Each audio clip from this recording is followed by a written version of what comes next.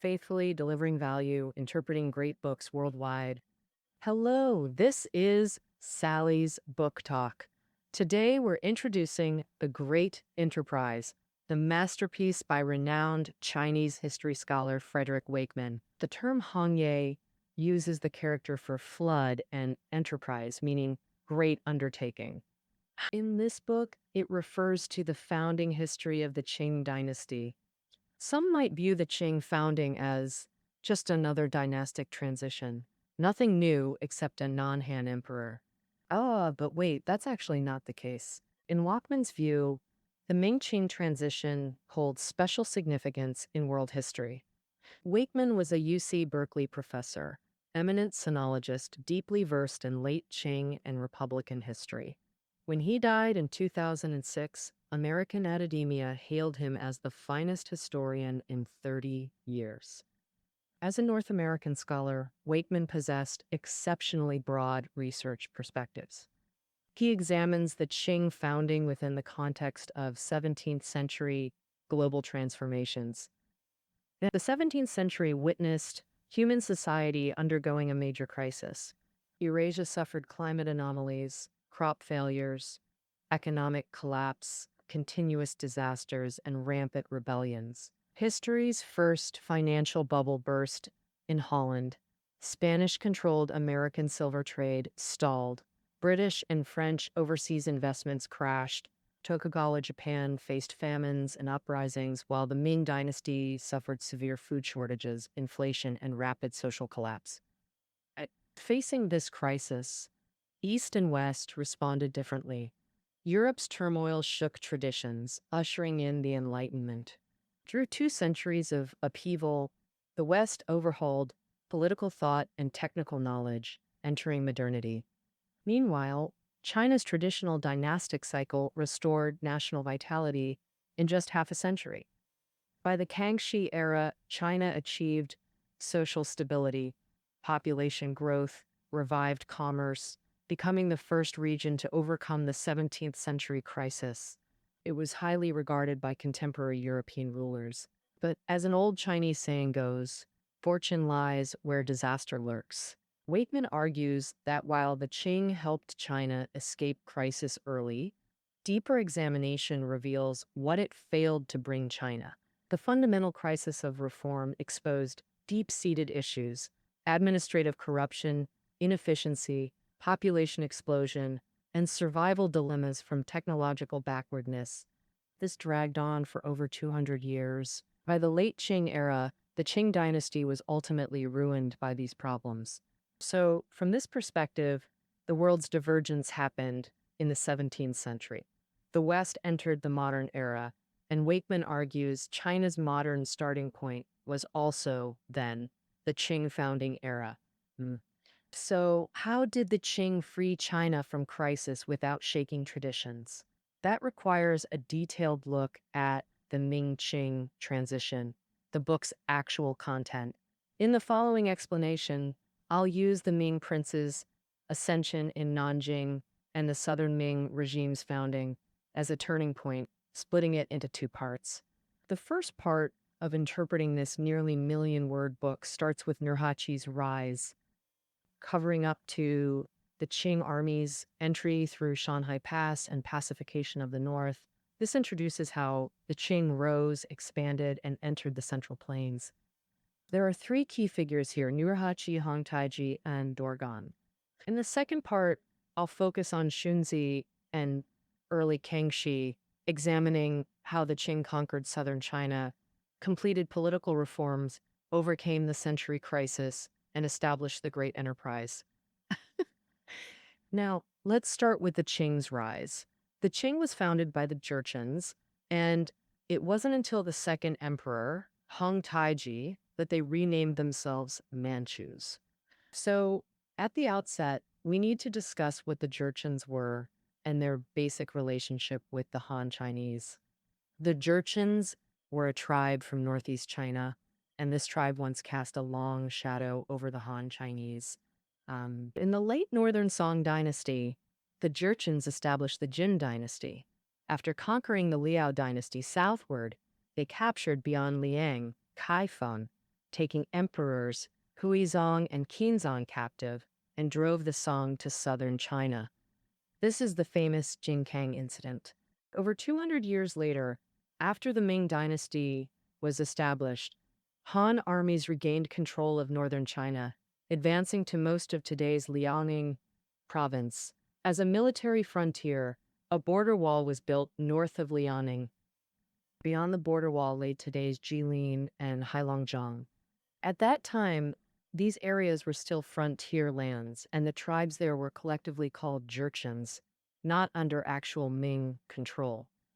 However, the imperial court still sent envoys here, granting Jurchen leaders military and political titles, allowing fixed border market trade to prevent southern raids on Han people. Beyond this defensive appeasement policy, the Ming's Jurchen strategy also aimed to maintain tribal balance, preventing any single tribe's dominance. To this end, the Ming occasionally instigated tribal disputes and even actively intervened militarily. Amidst this rhythm of peace and war, some Han Chinese in Liaodong became captives or voluntarily joined Jurchen tribes. Fully assimilated in language and lifestyle, they built cities for the Jurchens, farmed, and taught weapon-making techniques, gradually narrowing the gap between Jurchen tribes and the Ming Dynasty. It's against this backdrop that our protagonist, Nurhaci, entered the historical stage. Nurhaci was born in 1559 during Emperor Jiajing's reign of the Ming Dynasty. Nurhaci's clan belonged to the Jianzhou Jurchens, tribes living east of modern Shenyang and Benxi in Liaoning. The Ming's military balance was disrupted during the Wanli era, directly connected to these Jianzhou Jurchens. At that time, the dominant Jurchen tribe was the Hada, holding Ming recognition, but the Jianzhou Jurchens resisted their authority. Thus, the Jianzhou Jurchens sought alliances with smaller tribes to break free. Noticing trouble, Ming General Li Chengliang, guarding the northeast, immediately sent troops to intervene. During combat, Nurhaci's grandfather and father were accidentally killed by Ming forces, 1583, the 11th year of Wanli era. Lacking strength, Nurhaci swallowed this humiliation and inherited his father's position as the eldest son. Later, he exploited the Ming army's distraction in Korea fighting Japan to conquer surrounding tribes, rapidly expanding his power. To meet wartime needs, Nurhaci reformed tribal organization based on the Mongol system. He grouped 300 households into a Niru, 5 Niru into a Jalin, 5 Jalin into a Gusa, starting with 4 banners, later expanding to 8. Each banner, Gusa, was governed by a beyli, but actual military and administrative power was managed by the Gusa agent, appointed by Nurhaci. The end of because each of the 8 banners had its own distinctive color. This system became known as the 8 Banners.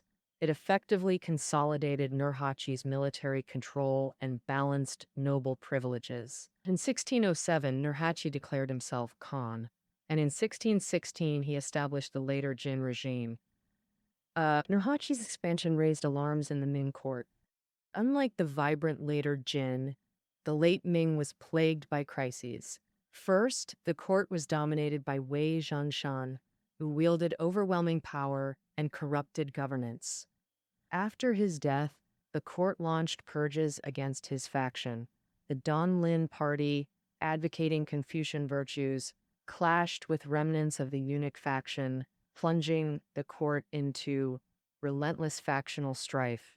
Beyond political infighting, officials engaged in corruption, bribery, and deception. Emperor Chongzhen simply distrusted most ministers, preferring to rely on eunuchs for counsel. Economically, the local tax system malfunctioned, struggling even to cover military expenses. To fund the military, the court repeatedly raised taxes. Coupled with years of natural disasters, banditry surged in northern China, Shandong, and Jili. Signs of impending chaos, alas. So regarding Nurhaci's declaration as Khan, the Ming court was indeed vigilant. Zhang Tingbi, the Liadong commander at the time, advocated negotiating with Nurhaci to buy time for bolstering defenses. But court ministers condemned this strategy as weak and inept. Shang was impeached and transferred from Liadong.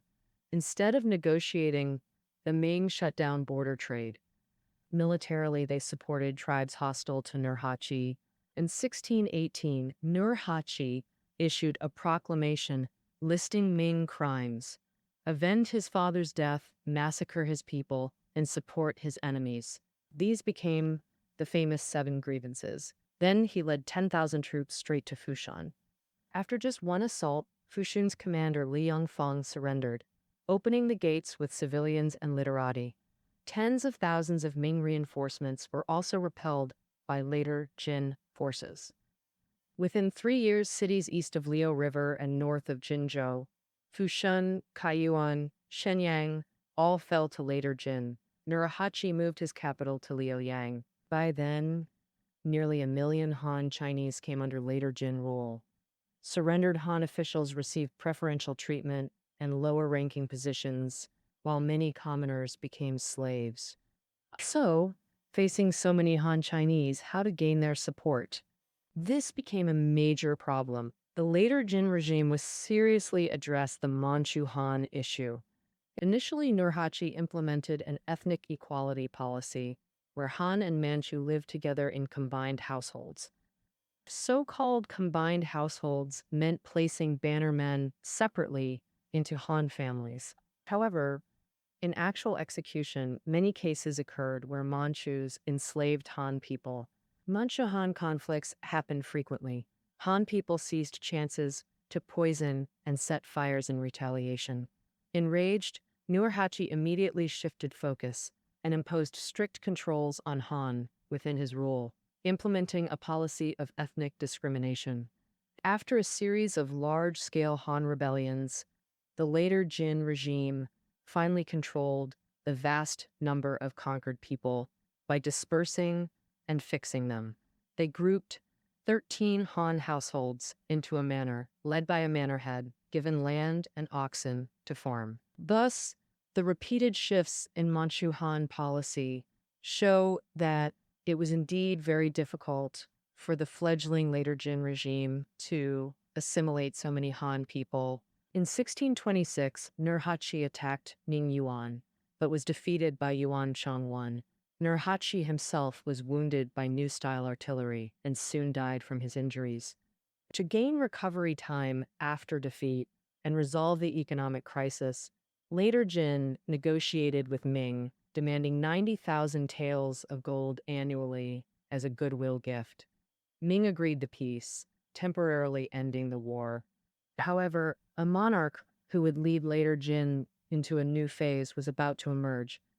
Nurhaci had not designated his heir during his lifetime, but in his testament, he warned the various biles to deliberate collectively and avoid dictatorship. After his death, the youngest, but the most capable, Hung Taji, succeeded to the Khanate, and 3 other biles, who were close relatives of Nurhaci, ruled Liadong jointly with him. However, this multi-person rule was soon broken by Hung Taji. To gain more power, Hung Taji improved later Jin's Manchu Han policy, attempting to seek support from Han people.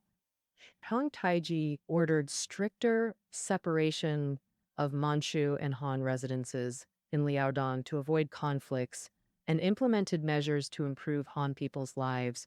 At the same time, innovative, adopting Chinese system by establishing civil examinations to select talent. Culturally integrative, visionary goal. Han Taiji also ordered that young sons of Manchu and Han officials must study, learning Han etiquette and culture to build later Jin into a land of propriety. At the time, the core of East Asian culture was Confucianism, which supported monarchy. Hung Taiji's move was paving the way for his own dictatorship. As expected, Hung Taiji's policies quickly provoked strong backlash from Manchu nobles.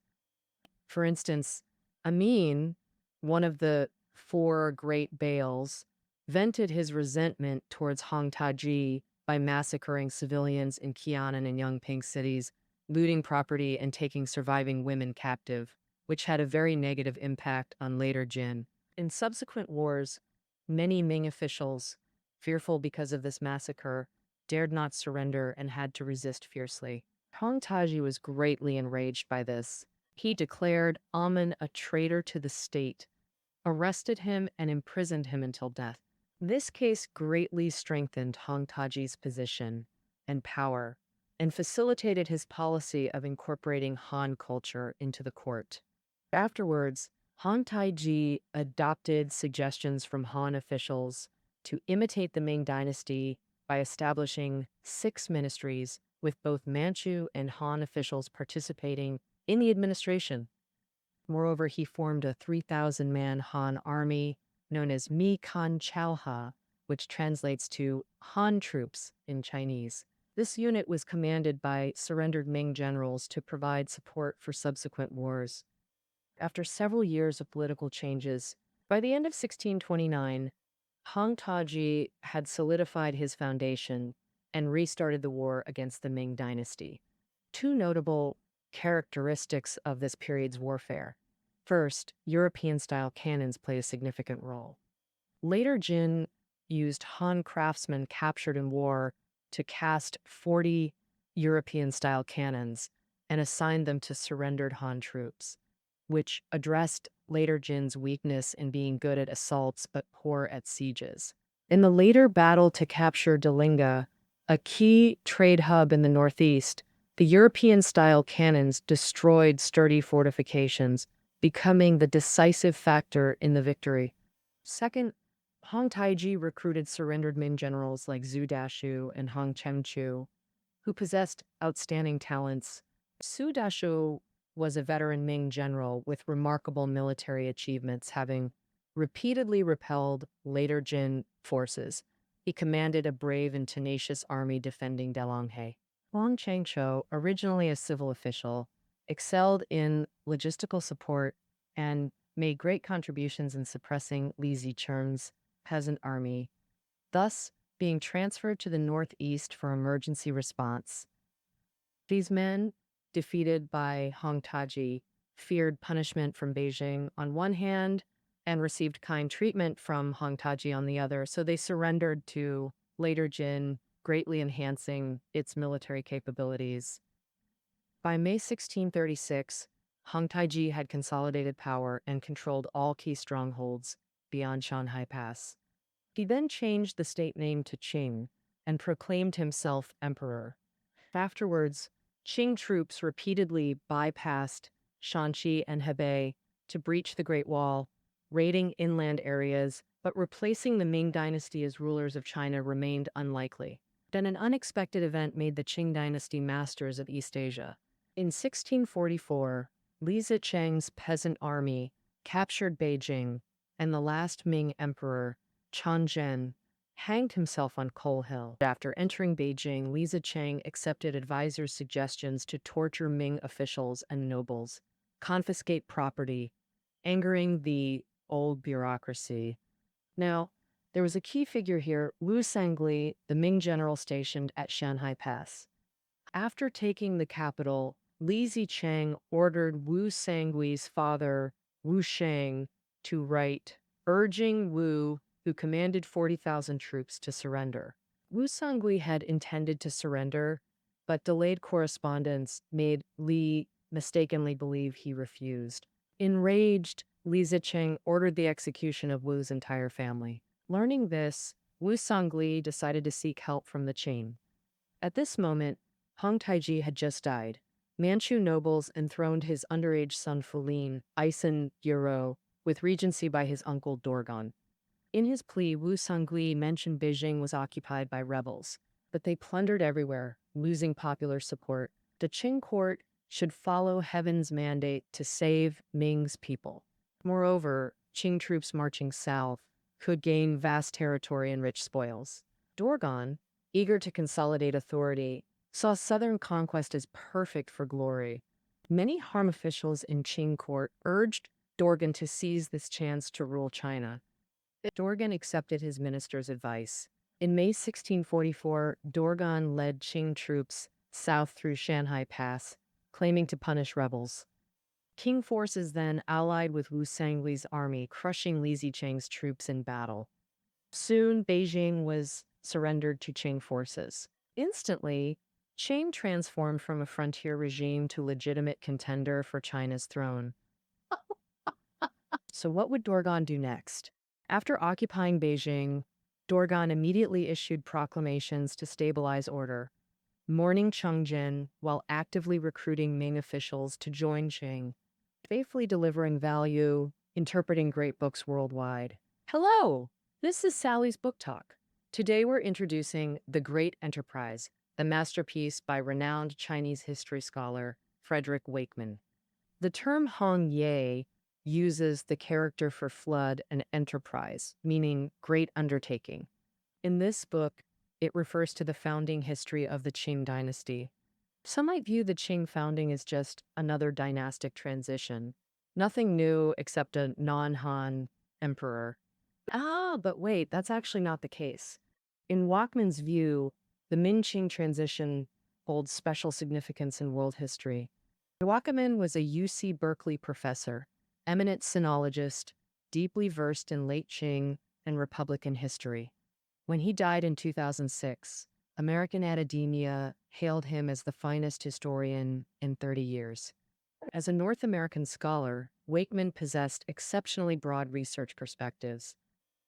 He examines the Qing founding within the context of 17th century global transformations, and the 17th century witnessed human society undergoing a major crisis.